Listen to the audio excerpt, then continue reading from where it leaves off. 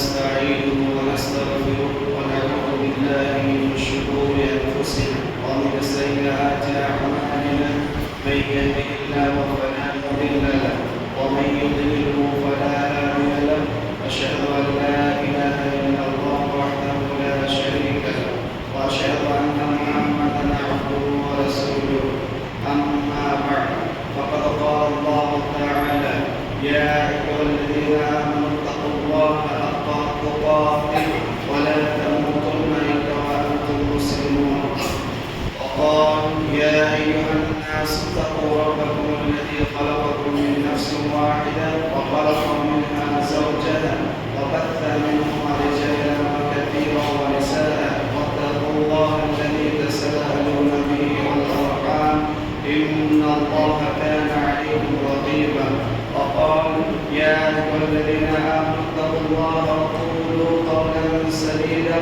يصلح لكم أعمالكم ويغفر لكم ذنوبكم ومن يطع الله ورسوله فقد فاز فوزا عظيما وقال تعالى إن المسلمين والمسلمات والمؤمنين والمؤمنات والقانتين والقانتات والصادقين والصادقات والصابرين والصابرات والخاشعين والخاشعات والمتصدقين والمتصدقات والصائمين والصائمات والحافظين فروجهم والحافظات والذاكرين الله كثيرا والذاكرات.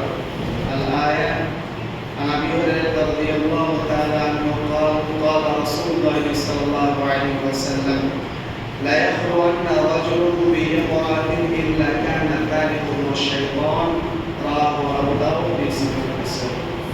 প্রশংসা মাত্র একমাত্র মহান আল্লাহ তাআলার জন্য, তাই আমরা সকলে বলি আলহামদুলিল্লাহ। দরুদ ও সালাম বর্ষিত হোক আমাদের নবী মুহাম্মদ সাল্লাল্লাহু আলাইহি ওয়াসাল্লামের প্রতি, তাই আমরা সকলেই বলি সাল্লাল্লাহু আলাইহি ওয়াসাল্লাম। আজকে জুমার দিন যে বিষয়টি নিয়ে উপস্থিত হয়েছি সেই বিষয়টির নাম হচ্ছে, সেই বিষয়টির নাম কি? সেই বিষয়টির নাম কি? এদিকে আমার জবাব দাও। আজকে জুমার খুতবাতে যে বিষয়টি নিয়ে উপস্থিত হয়েছি ওই বিষয়টার নাম কি? আমি তো বলিনি, তাহলে কি করে হবে? আল মারআতুল মিসালিয়্যা, আদর্শ নারী। তো আজকে জুমাতে যে বিষয়টি নিয়ে আমি উপস্থিত হয়েছি সেই বিষয়টির নাম হচ্ছে আদর্শ নারী।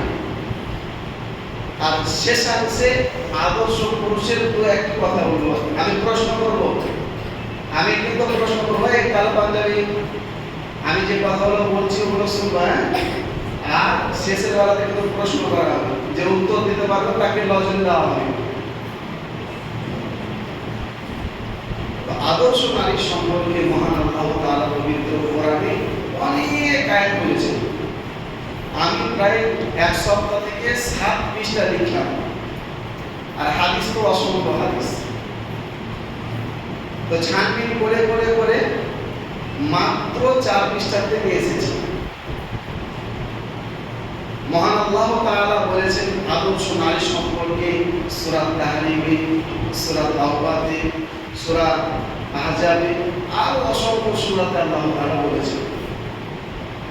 রাসূলুল্লাহ সাল্লাল্লাহু আলাইহি ওয়াসাল্লাম সুনানে আবু দাউদ এবং তিরমিজির হাদিসের মধ্যে বলেছেন, যখন বান্দা বিবাহ করে, ইদা তাযাওয়াজাল আবদু ফাকাদ ইসতাকমালা নিসফাল ঈমান, সে ব্যক্তির ঈমান পূর্ণ হয়, তার অর্ধেক ঈমান যে বাকি ছিল সেটা পূর্ণ হয়ে যায়।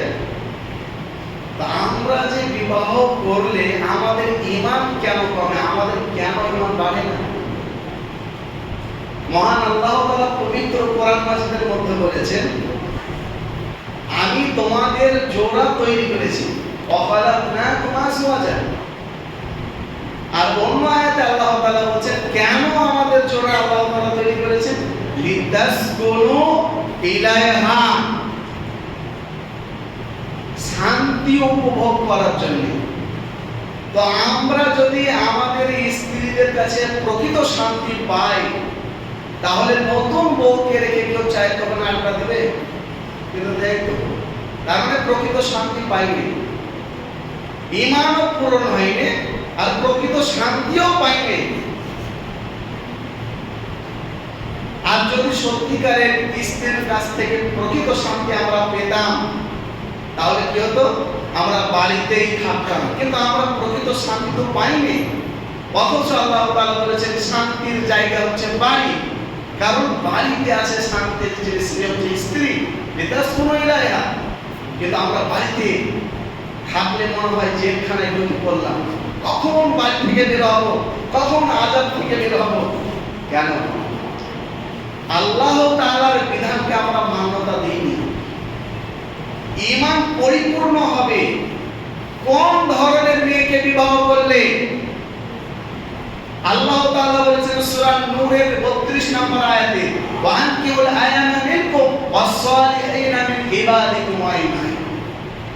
বিবাহ করতে হবে ঈমানদার দেখে, দ্বীনদার মেয়ে দেখে বিবাহ করতে হবে। বিবাহ করো তোমরা, ওয়ানকিহুল আয়ামা মিনকুম ওয়াস-সালিহিনা, কাদেরকে করতে হবে? যারা নেককার মুমিন। কিন্তু আমরা কি করি? দেখতে যেই মেয়েটা একটু ভালো সুন্দর ওইটাকে আমরা চয়েস করে বসি, তার ঈমান আছে কি নাই দেখার দরকার নেই, একদম ওইটাই আমাদের চয়েস। তাহলে কি করে আপনি শান্তি পাবেন? আল্লাহ বলেছেন যে বিবাহ করো দিনদার পরহেজগার মেয়েকে দেখে, আর আমরা কি করি? রূপ দেখে বিবাহ করি। আল্লাহর নবী বলেছেন সহিহ বুখারীর হাদিসে, এই কথা বলবেন, এই ছেলে একটা কেউ কথা বলবেন না, নাইলে চকলেট দিব না। সহিহ বুখারীর হাদিস, তুনকাহুল মারাতু লিআরবাঈন, মেয়েদের 4টি গুণ দেখে মানুষ বিবাহ করে সাধারণত। আল্লাহর নবী বলেননি যে তোমরা 4টি গুণ দেখে বিবাহ করো, মানুষ দেখে তাই এই কথা বলা হচ্ছে। কি কি দেখা হয়? লিমালিহা, সর্বপ্রথম সম্পদ দেখে বিবাহ করার আগে। মেয়ের বাপের কয় বিঘা জমি আছে, মেয়েরা কয় ভাই বোন, যদি সংখ্যায় বেশি হয় তাহলে ভাগে তো কম পাবে। মেয়েরা কয় ভাই বোন, কতটা সম্পত্তি আছে, সর্বপ্রথম এইটা আগে যে আয় বাড়ি হয় এটা খোঁজ রাখে। যে বিবাহ লাগায় আগে এটা দেখে কয় বিঘা জমি আছে, কয়টা ছেলে মেয়ে আছে মেয়েটা। তারপরে কি? ওয়ালি জামানিহা, তারপরে দেখে যে মেয়েটা দেখতে কিরকম, দেখতে কিরকম সুন্দর একদম। বলে কালো জগতের আলো, কালো হচ্ছে চোখের মনি, কালো হচ্ছে চুল, কালো হচ্ছে কোরআনের পাতার লেখা। কোরআন মাজিদ কালো কালি দিয়ে সব প্রায় লেখা, কালো হচ্ছে কালো ঘর। তো কালো হচ্ছে জগতের আলো। কিন্তু বিবাহের বেলায় যখন আসে তখন আমার বেটার জন্য একটা লাগবে বহুত ভালো, কথার সাথে বাস্তবের মিল নাই। সবাই বলে যে কালো হয়েছে তো কি হয়েছে, আল্লাহ তাআলার সৃষ্টি, কিন্তু বিবাহ করার সময় আর ঈমান বোঝা যায়। আল্লাহর নবী বলেছেন মানুষ 4টি গুণ দেখে বিবাহ করে। শোনো ভালো, কি কি? ধন সম্পদ দেখে, রূপ দেখে, বংশ গৌরব দেখে। আর 4 নাম্বারটা কি? মেয়েটা কোরআন পড়তে জানে তো,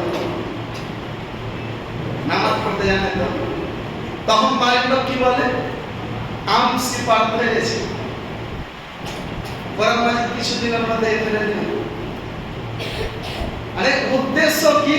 ধর্ম নয়, রূপ, বংশ আর টাকা দিয়ে যখন এগুলো দেখে আর ধর্মটাকে প্রাধান্য দেয়, তখন বিবাহ করার পর ওর কাছ থেকে শান্তি পাওয়া যাবে। আল্লাহ নবী বলেছেন ফাজফার বিযাতিদ্দিন, দ্বীনদারকে প্রাধান্য দাও, নইলে কি হবে? দারিবাত ইয়াদাক, তুমি ক্ষতিগ্রস্ত হয়ে যাবে, তুমি অশান্তিতে ভুগবে, তুমি অশান্তিতে ভুগবে। তা আমরা দ্বীনদারকে প্রাধান্য দিই না। শ্বশুর টাকা দিছে আর মেয়ে হলেই হবে, শ্বশুর অনেক টাকা দিচ্ছে, গাড়ি দিচ্ছে, 2 লাখ টাকা ক্যাশ দিচ্ছে, 5 লাখ টাকা ক্যাশ দিচ্ছে, আর সোনা মালা কানে আছে, আর বিয়ে হলেই চলবে। লোক না বলে চলবে, শুধু মেয়ে হলেই চলবে। হ্যাঁ, আর ধর্ম আর ও না জানো, মেয়ে হলে চলবে, নামাজ না পড়ুক, মেয়ে হলে চলবে, সঙ্গে সঙ্গে বিয়ে করে চলে আসছে লোভে পড়ে, তারপর আমার কাছ থেকে শান্তি পাইবে। কি করে পাবেন আপনি? আল্লাহর কথা অমান্য করছেন, রাসূলের কথা অমান্য করছেন। আপনার ছেলের বিয়ে দিয়ে আপনি শান্তি পান না কেন? আপনার লোভের কারণে। আমাকে একজন হাজী সাহেব বলছেন, হাজী, আমার ছেলেটার বিয়ে দেবো, একটা ভালো খোঁজ থাকলে আমাকে বলো। আমি বলছি এরকম আছে, এরকম আছে, এই সেই, খুব পড়াশোনার দিনটা বলছে, বাপের কি আছে? আমি বলছি কিচ্ছু নাই, কিচ্ছু দিতে পারবে না। মেয়ে ভালো, কলেজ গেলে এতটুকু আমি গ্যারান্টি দিতে পারি, কিন্তু কিচ্ছু দিতে পারবে না। দিয়ে বলছে মুখটা একটু নিচে নেন, আমার বিবাহ দিবেন না? বলছে ছাগল যখন বাঁধবো ঘাস দেখে না বাঁধতে হবে। এই হলো হাজির কথা। ছাগল তো বাঁধবো, ছাগলটা তো ঘাস দেখে বাঁধতে হবে। মানে বুঝতে পারছেন তো, বড় লোক দেখে দিতে হবে।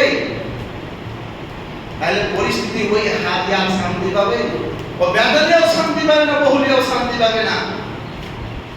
ও বেতালেও শান্তি পাবে না, বহুলিয়াও শান্তি পাবে না, আর জীবনও শান্তি পাবে না, আর মরার পরে তো আরো পাবে না। কোথাকার বিয়েকে তুলে নিয়ে চলে এসছে। আল্লাহ বলছেন যে পরহেজগার মেয়েকে প্রাধান্য বিবাহ করো। রাসূল সাল্লাল্লাহু আলাইহি সাল্লাম বলেন পরহেজগার দিনদার মেয়েকে বিবাহ করো, আদর্শবান মেয়েকে বিবাহ করো। আর আমরা দেখি রাস্তাতে সবচেয়ে যে ন্যাংটা হয়ে ঘোরাফেরা করতে পারে, জাতির কাছে ওটাই চয়েস। এই একখানা বউ, আর বিবাহ হওয়ার পরে 1 মাসও টিকে না, স্বামীকে নিয়ে একেবারে আলাদা। যেই মা বাপ পেশাব পায়খানা টেনে কত শত কষ্টের পর ছেলেটাকে মানুষ করে, যে বয়স প্রাপ্ত অবস্থায় বয়স্ক কালে আমাকে এই ছেলে দেখবে, কিন্তু বহু পাওয়ার পরে আর দেখে না। কেন? তোমার দোষ আছে, তোমার দোষ আছে, তোমার অন্যায় আছে। কেন তুমি ওই রকম আগাছাকে দেখতে গেলে বিয়ে? কেন তুমি রূপ দেখতে গেলে? কেন তুমি দিনদার দেখতে গেলে না? যেরকম কর্মটা ফল তোমাকে ভোগ করতেই হবে। প্রিয় শ্রোতা মণ্ডলী, আদর্শবান নারী কিভাবে আপনি জানতে পারবেন? তার কিছু নিয়ম আল্লাহ তাআলা কোরআন মাজিদের মধ্যে বলে দিয়েছেন। সূরা আহজাব সূরা নম্বর 33 আয়াত নম্বর 33 আল্লাহ তাআলা বলেন, ওয়াকারনা ফি বুয়ুতিকুন্না ওয়া লা তাবাররাজনা তাবাররুজাল জাহিলিয়াতিল উলা। মহিলারা বাড়ির বস্তু বাড়িতে থাকবে, জামানায়ে জাহিলিয়াতের মতো নগ্ন ভাবে রাস্তাতে বের হবে না, অর্ধ নগ্ন ভাবে রাস্তাতে বের হবে না। মেয়েরা যদি প্রয়োজন পড়ে বাড়ি থেকে বের হতে পারবে, কিছু নিয়ম কানুন আছে।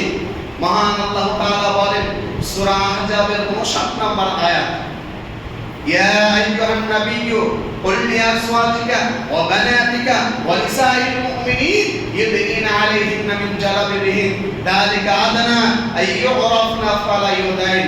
হে নবী, আপনি আপনার কন্যাদেরকে, আপনার স্ত্রীদেরকে এবং পৃথিবীর সকল মুমিন নারীদেরকে বলে দিন, তোমরা যদি বাইরে বের হও পর্দা করে বের হবে, গায়ে চাদর নিয়ে, গায়ে চাদর লেপটে বাড়ি থেকে বের হতে হবে। রাস্তাতে চলার নিয়ম কি? আল্লাহ নবী সাল্লাল্লাহু আলাইহি সাল্লাম বলেছেন, ইবনে হিব্বানের হাদিস, হাদিসের নাম সহিহ, লাইসা লিনিসাই ওয়াসতুত তারিক। আদর্শবান নারী রাস্তার মাঝখান দিয়ে ড্যাং ড্যাং করে হেঁটে চলে যেতে পারে না। রাস্তার এক সাইড দিয়ে হেঁটে যাবে, রাস্তার এক সাইড দিয়ে হেঁটে যাবে।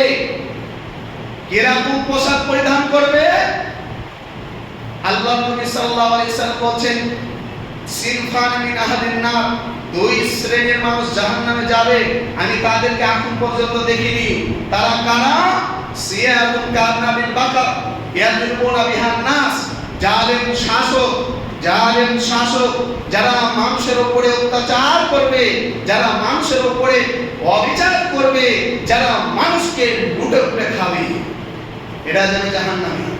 দুই শ্রেণীর মানুষ, নিসাউন কাসিয়াতুন আরিয়াতুন, ওই সব মহিলারা, যে সব মহিলারা রাস্তায় বের হয় পাতলা পোশাক পরিধান করে, ওই সব মহিলারা, যে সব মহিলারা রাস্তা দিয়ে চলাফেরা করে এমন আঁটো পোশাক পরিধান করে, বাইরে থেকে ভিতর আর ভিতর থেকে বাইরে পুরোটাই বোঝা যায়। তো রাস্তাঘাটে চলতে গেলে কিভাবে, কিরকম পোশাক পরিধান করতে হবে? ঢিলে ঢালা মোটা পোশাক পরিধান করে হাঁটতে হবে, বেরোতে হবে। রাসূলুল্লাহ সাল্লাল্লাহু আলাইহি ওয়াসাল্লাম বলেছেন, আদর্শ নারীর বৈশিষ্ট্য হচ্ছে রাস্তা দিয়ে যখন যাবে এক সাইড দিয়ে যাবে, মোটা পোশাক পরিধান করবে, সেন্ট মাখবে না। সুনানে আবু দাউদের হাদিস, রাসূলুল্লাহ সাল্লাল্লাহু আলাইহি ওয়াসাল্লাম বলেছেন, আইয়ুমা ইমরাতিন ইস্তাহতারাত ফামাররাত আলা কওমিন ফাহিয়া জানিয়া, কোন নারী যদি সেন্ট মেখে, আতর মেখে রাস্তা দিয়ে চলাফেরা করে, ওই নারী হচ্ছে জেনাকারিনী। আর ওই নারীকেই আপনারা বা আমাদের ছেলে মেয়েদের জন্য, আমাদের ছেলের জন্য, আমাদের ভাইয়ের জন্য ওই নারীকেই পছন্দ করছে। কি সুন্দর যে আল্লাহর নবী বলছেন ওই জেনাকারিনী, ও জেনাকারিনী। আল্লাহর নবী বলছেন, আমি বলিনি, ও জেনাকারিনী। আর ওই জেনাকারিনীকেই আমার ছেলের জন্য বউ, আমার ভাইয়ের জন্য বউ। শান্তি পাওয়া যাবে না। প্রিয় শ্রোতা মণ্ডলী, আরো আদব রয়েছে আদর্শবান মেয়ের। সূরা আহজাবের 32 নম্বর 31 নম্বর আয়াতে আল্লাহ তাআলা বলছেন, যখন আদর্শবান নারী কোন ছেলের সাথে প্রয়োজনে কথা বলবে, কোন প্রয়োজনে ছেলের সাথে কথা বলবে, কিভাবে কথা বলবে? ফালা তাখজা'না বিল কাউল, মহিলারা, নারীরা হচ্ছে অত্যন্ত ড্রামাকারিনী। তারা যখন ছেলেদের সাথে কথা বলে তখন অত্যন্ত বাচন ভঙ্গি তাদের আলাদা হয়, একেবারে কোমল কণ্ঠে বা কথা বলার চেষ্টা করে, এমন ভাবে কথা বলতে যায় যে মনে হচ্ছে কোন ছেলে যদি তার কণ্ঠস্বর শুনে পাগল হয়ে যাবে। এত ভদ্র, ওর চাইতে ভদ্র নাই, এত সুন্দর ভাবে ড্রামা করে কথা বলবে, মনে হবে ফেরেশতা আসমান থেকে নেমে এলো। কিভাবে কথা বলবে? অকুলনা কাওলাম মা'রুফা, ভালো কথা বলবে, নেকির কথা বলবে, স্বাভাবিক ভাবে কথা বলবে। যেরকম নরমাল ভাবে কথা বলে ওই রকম ভাবে নরমাল ভাবে কথা বলবে। কথাকে পাতলা করে, চিকন করে, মিষ্টি স্বরে কথা বলবে না। যখন কোন মানুষ কারো কাছে, কারো বাড়িতে কোন প্রয়োজনীয় বস্তু আনতে পাঠাবে, হুট করে বাড়িতে ঢুকে যাবেন না গরু ছাগলের মতো। হুট করে গরু ছাগলের মতো ঢুকা যাবে না, সালাম দিয়ে প্রবেশ করতে হবে, তারপরে পর্দা বজায় রাখতে হবে। কিভাবে?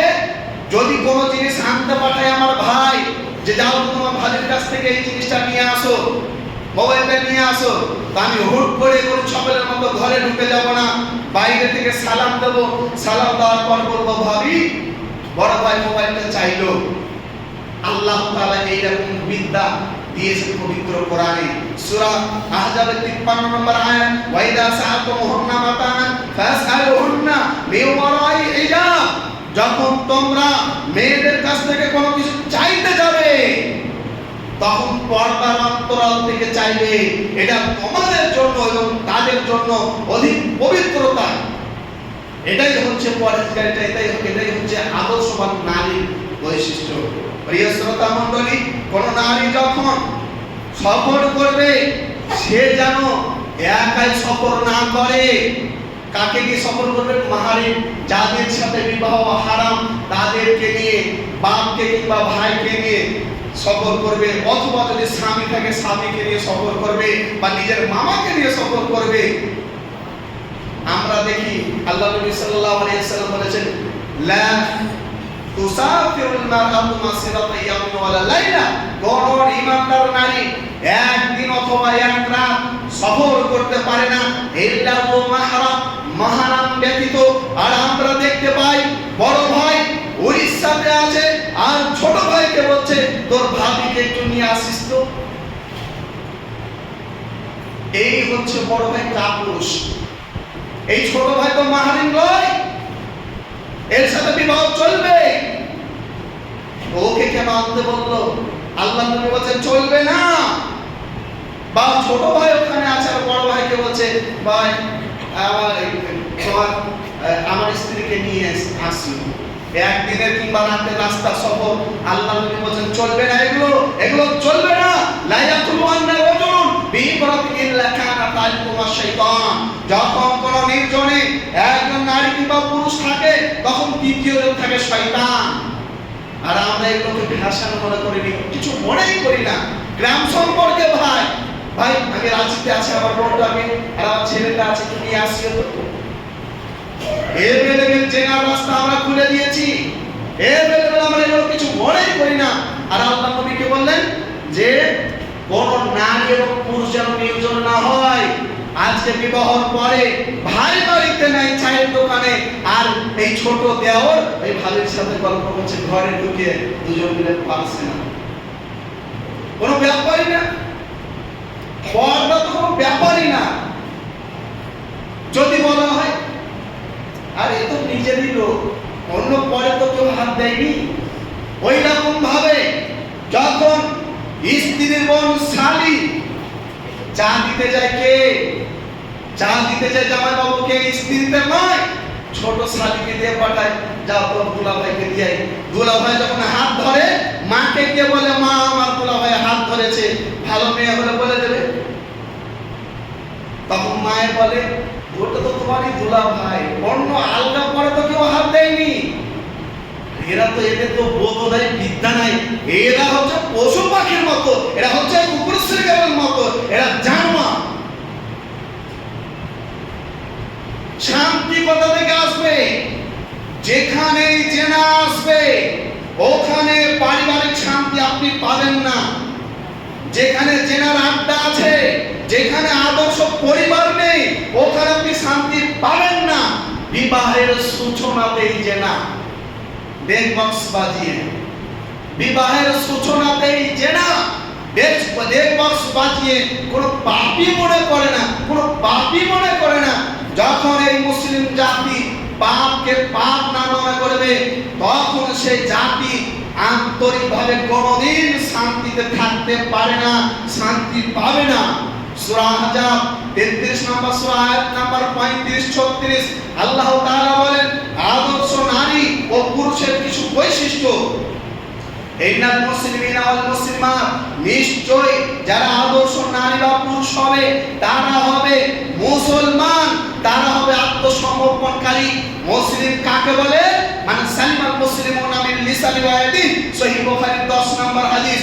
যে হাতে দ্বারাতে মুখে দ্বারাতে মানুষকে কষ্ট দেয়নি। এই যে ডেক বক্স বাজে, আমি 2টা 2:30 পর্যন্ত আমার ঘুম হয়নি, 12টা 1টা পর্যন্ত ঘুম হয়নি, এগুলো কি কষ্ট নয়? এই যে ডেক বক্স বাজছে, গান বাজনা বাজছে, ভাটকা সবটা ফুটছে, আমার তো ঘুম হয়নি রাতে, এগুলো কি কষ্ট নয়? তাহলে তো এরা মুসলমান নয়। মুসলমান কাকে বলে? সহিহ বুখারী 10 নম্বর হাদিস, যে মানুষকে মুখের দ্বারা তো হাতের দ্বারা কষ্ট দেবে না। হাত দিয়ে রিমোট দিয়ে ডেক বক্স চালাচ্ছে, কারেন্টের সুইচ টিপছে, এগুলো কষ্ট নয় না? শুধু হাতে মারলেই কষ্ট। ইন্নাল মুসলিমিনা ওয়াল মুসলিমাত ওয়াল মুমিনিনা ওয়াল মুমিনাত, আদর্শবান নারী কিংবা পুরুষ এরা হবে মুমিন। মুমিন কাকে বলে? মানে আমিনাহুন নাস, যার দ্বারাতে মানুষ কষ্ট পাবে না, যার দ্বারাতে মানুষ কষ্ট পাবে না। প্রিয় শ্রোতা মণ্ডলী, মুমিন কাকে বলে? সহিহ বুখারীর 14 নম্বর পৃষ্ঠাতে বলা আছে লা ইউমিনু আহাদুকুম হাত্তা ইয়াকুনা আহাব্বা হাত্তা ইয়াকুনা হাত্তা ইউহিব্বা লিআখিহি মা ইউহিব্বু লিনাফসিহি। মুমিন ওই ব্যক্তিকে বলা হয় যে নিজের জন্য যেটা পছন্দ করে অপরের জন্য যেন পছন্দ করে। নিজের জন্য পছন্দ করছে কি? শান্তি। অপরের জন্য শান্তি পছন্দ করতে হবে। তুমি ডেক বক্স বাজিয়ে গান বাজনা করে শান্তি চাও, আর বয়স্ক মানুষ, অনেক মানুষ ঘুমাতে পারে না, তাদেরকে কষ্ট দিয়ে তুমি শান্তি কামাতে চাও, আরামকে ভক্ষণ করে শ্রবণ করে, আর মুমিন ব্যক্তিকে কষ্ট দিয়ে তুমি যেরকম শান্তি পেতে চাও অত শান্তি তোমাকে দিতে হবে। তোর যে কষ্ট হচ্ছে চলবে না। আর গান বাজনা, আমরা তো মুসলমান, মুহাম্মদ সাল্লাল্লাহু আলাইহি ওয়াসাল্লামের অনুসারী। তাই তো নাকি না অন্য কারো? আমরা তো ইহুদি খ্রিস্টানদের অনুসারী নয়, আমরা খ্রিস্টানের অনুসারী নয়, আমরা হিন্দুদের অনুসারী নয়, আমরা জৈন শিখ ইসাইদের অনুসারী নয়, আমরা হলাম মুহাম্মদ সাল্লাল্লাহু আলাইহি ওয়াসাল্লামের আদর্শিত। আমরা মুহাম্মদ সাল্লাল্লাহু আলাইহি ওয়াসাল্লামের উম্মত। মুহাম্মদ সাল্লাল্লাহু আলাইহি ওয়াসাল্লাম গানের আওয়াজ শুনলে কানে আনন্দিত, সাহাবায়ে কেরাম দৌড়িয়ে পালিয়ে যেতেন। আল্লাহ তাআলা বলেছেন গানের আওয়াজ শুনলে তোমরা অ্যাভয়েড করে ওখান থেকে দ্রুত চলে যাও। সূরা ফুরকান 25 নম্বর সূরা আয়াত নম্বর 72, সূরা মুমিনুন 23 নম্বর সূরা আয়াত নম্বর 3 এবং সূরা কাসাস 28 নম্বর সূরা আয়াত নম্বর 55। আনিল লাগwi, তোমরা লাগু জিনিস থেকে আর লাগুর ব্যাখ্যা করতে গিয়ে গান বাজনাও নিয়ে আসা হয়েছে। ওয়াল্লাযীনা হুম আনিল লাগwi মুরিদুন, যারা মুমিন হবে তারা গান বাজনা থেকে দূরে পালাবে। এগুলো হচ্ছে মুমিনের বৈশিষ্ট্য, মুহাম্মদ সাল্লাল্লাহু আলাইহি ওয়াসাল্লামের উম্মতের বৈশিষ্ট্য, আদর্শ নারী পুরুষ বৈশিষ্ট্য, আদর্শ পুরুষের বৈশিষ্ট্য। মসজিদে যখন আসবে ছেলে মেয়েরা খুব সুন্দর, খুব ভালো, একদম হাজী সাহেবের স্ত্রীও ফেলে হয়ে যাবে, একদম কালাবারের ইমাম সাহেবের স্ত্রীও ফেলে হয়ে যাবে। আর ওই মেয়ে যখন ডিজে বক্স বাজে তখন আর ওড়না নাই, আর মাথায় ঘোমটা নাই, একেবারে অর্ধ উলঙ্গ হয়ে ডান্স করছে, আর মা বাপ কাপুরুষ এই ডান্স দেখছে আর মজা নিচ্ছে। কত শত যুবক দাঁড়িয়ে আছে, কত শত যুবতী দাঁড়িয়ে আছে, আর ওই জায়গাতে ন্যাংটা অবস্থাতে ডান্স করছে, আর মা বাপ থেকে দাঁতকে নিয়ে ফেল ফেল করে হাসছে। কাপুরুষ, তোমাদেরকে আমি বলি শোনো, এই গান বাজনা শ্রবণ করে নবী মুহাম্মদ সাল্লাল্লাহু আলাইহি ওয়াসাল্লামকে অপমান করে, ইসলামকে কলুষিত করে তুমি শান্তি পাবা, তুমি শান্তি পাবা কোনোদিন হতে পারে না। এটা আজকেই তওবা করতে হবে, আজকেই তওবা করতে হবে।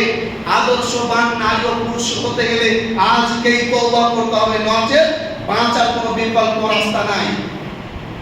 মুমিন আদর্শ নারী ও পুরুষের দুইটি বৈশিষ্ট্য হলো কি?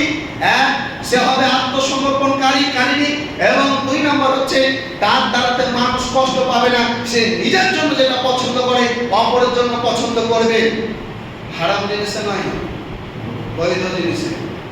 তিন নাম্বার হচ্ছে ইন্নাল মুসলিমিনা ওয়াল মুসলিমাত ওয়াল মুমিনিনা ওয়াল মুমিনাত ওয়াল কানিতিনা ওয়াল কানিতাত, তারা আনুগত্য করবে কার? আল্লাহ ও তার রাসূলের, তারা আল্লাহ ও রাসূলের আনুগত্য করবে। ওয়াস-সাবিরিনা ওয়াস-সাবিরাত, তারা হবে ধৈর্যশীল, তারা হবে ধৈর্যশীল। নারী হোক অথবা পুরুষ, আদর্শবান হতে গেলে ধৈর্যশীল হতে হবে। পাপ থেকে, সাবিরিন মানে কি? সাবিরিন শব্দটা হচ্ছে সবার থেকে, সবার মানে হচ্ছে বাঁধা, বেঁধে দেওয়া, সবার মানে হচ্ছে বেঁধে দেওয়া, অন্তরকে বেঁধে দেওয়া। পাপ কাজ থেকে অন্তরকে বেঁধে দিয়েছি, এই পাপের কাছে যেতে দিব না, অন্তরকে বেঁধে দিয়েছি, ওই পাপের কাছে যেতে দেব না।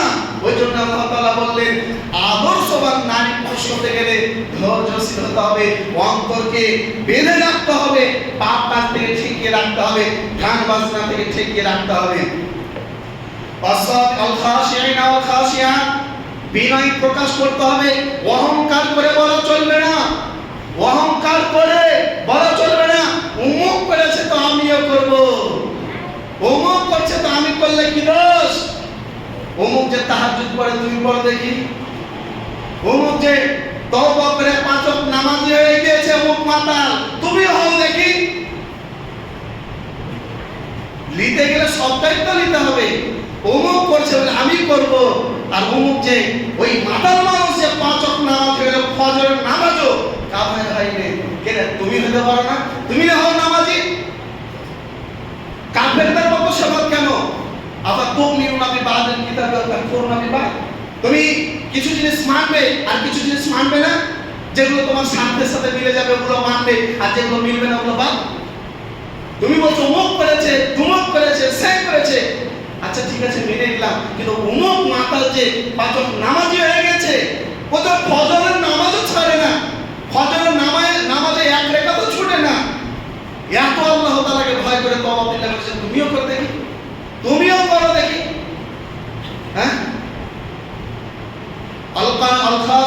খাসিআত ওয়াল মুতাসাদ্দিকিনা ওয়াল মুতাসাদ্দিকাত। দান করবে যারা আদর্শ নারী ও পুরুষ, তারা দান করবে। দান করার অনেক কিছু ক্যাটাগরি রয়েছে, শুধু টাকা দিলে যে দান হয় এমনটা নয়। কুল্লু মারুফিন সাদাকা, প্রত্যেক নেকির কাজ, প্রত্যেক ভালো কাজই হচ্ছে দান। রাস্তা থেকে একটা কষ্টদায়ক জিনিস সরিয়ে দেন, এটা হচ্ছে সাদাকা, এটাই হচ্ছে দান। কোন মানুষকে পানি পান করিয়ে দেন, আফদালুস সাদাকা সিকাউল মা, সবচেয়ে উত্তম সাদাকা হচ্ছে মানুষকে পানি পান করানো। পানি পান করিয়ে দেন, সহিহ হাদিসে বলে। আপনার পিতামাতার জন্য থেকে বাজার থেকে একটা ফল নিয়ে চলে আসেন, আপনার পিতামাতাকে দেন, এটাও সাদাকা, দান। কোন মানুষকে একটা ভালো কথা বলেন, ভাই এতদিন যা হয়েছে এইসব কাজ ছেড়ে দে, তওবা করে চলে আসো আল্লাহর দিকে, এটাও সাদাকা। কুল্লু মারুফিন সাদাকা। ওয়াল মুতাসাদ্দিকিনা ওয়াল মুতাসাদ্দিকাত, দান করতে হবে। আর দান শুধু অর্থ নয়, যত প্রকার কল্যাণমূলক কাজ রয়েছে ওই কাজগুলো করার নামই হচ্ছে সাদাকা, দান। ওয়াস-সাইমিনা ওয়াস-সাইমাত, রোজা রাখতে হবে, রোজা রাখতে হবে। রোজা যারা আদর্শবান নারী ও পুরুষ, এরা রোজা রাখবে। ওয়াল হাফিযিনা ফুরুজাহুম, যারা আদর্শবান নারী ও স্ত্রী, নারী ও পুরুষ, এরা লজ্জাস্থানের হেফাজত করে। ওয়াযাকিরিনা আল্লাহ কাসীরা ওয়াযাকিরাত, এবং তারা আল্লাহ তাআলাকে অধিক স্মরণে রাখে। ওমা কানা লিল মুমিনিন ওয়ালা মুমিনাতিন ইযা কাদাল্লাহু ওয়া রাসূলুহু আমরান আইয়াকুনা লাহুমুল খিয়ারাতু মিন আমরিহিম, যখন আল্লাহ এবং তার রাসূলের কোনো চূড়ান্ত সিদ্ধান্ত থাকবে, ওই চূড়ান্ত সিদ্ধান্ততে কোন প্রকার আদর্শবান নারী ও পুরুষ একটা খিলও ঢুকাবে না। যেরকম আল্লাহ নবী বলেছেন, আল্লাহ রাসূল বলেছেন, ওই রকম ভাবেই মানব, ওই রকম ভাবেই মানব। আনন্দ করব না একটু বিয়েতে, একটু আনন্দ করব না বিয়েতে? আনন্দ, মুমিন ব্যক্তি দুনিয়াতে জেলখানায় রয়েছে, আল মুমিনু আদ-দুনিয়া সিজনুল মুমিন, দুনিয়া হচ্ছে মুমিনদের জন্য জেলখানা। তোমাদের এখানে নিয়ম নীতি চলবে না, যা চলবে ইনিল হুকমু ইল্লা লিল্লাহ, একমাত্র আল্লাহর বিধান চলবে, আল্লাহর শরীয়ত চলবে না। তোমার মন যদি চায় তোমার বোনের সাথে জেনা করতে, করবে নাকি? হ্যাঁ, মন যদি চায় তাহলে এটা আনন্দ নয়, জেনা করাটা সাময়িকের জন্য আনন্দ। গান বাজনা শ্রবণ করা এটা সাময়িকের জন্য আনন্দ, কিন্তু এটা কোরআন হাদিসে হারাম বলছে। আর আদর্শবান নারী ও পুরুষের জন্য কোনো দিন এটা বৈধ নয় যে সে গান শ্রবণ করবে, সে জেনা করবে।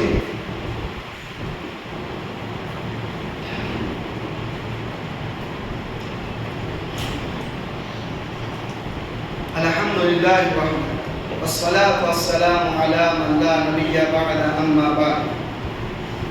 টপিকের উপরে অধিকক্ষণ আলোচনা হলো, ব্যাখ্যা বিশ্লেষণ একটু বেশি হলো। আমরা ইনশাআল্লাহ আগামীতে আদর্শ নারী সম্পর্কে বিস্তারিত যেভাবে কোরআন হাদিসে আছে ওই রকম ভাবে শুনবো ইনশাআল্লাহ। আর আমরা আজ থেকে শপথ করি, আসুন আমরা গান বাজনা শুনবো না।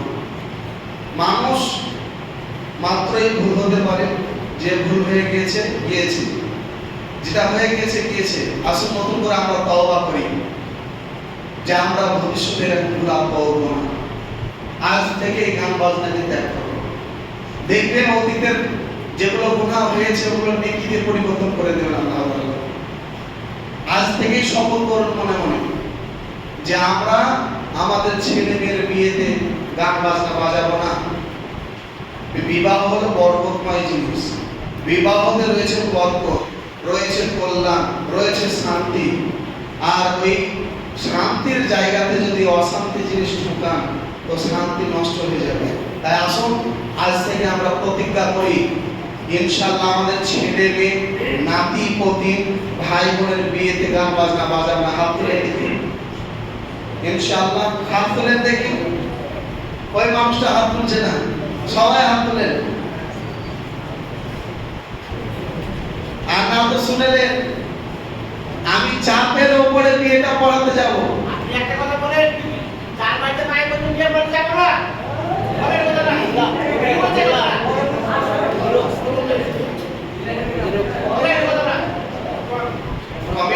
কমিটির আমাদের যেটা দায়িত্ব হলো মুসলমান মানে ইমাম সাহেবের যেটা দায়িত্ব সূরা বাকারা 40 নম্বর আয়াত ইন্নামা আলাইকাল বালাগ ওয়া আলাইকাল হিসাব।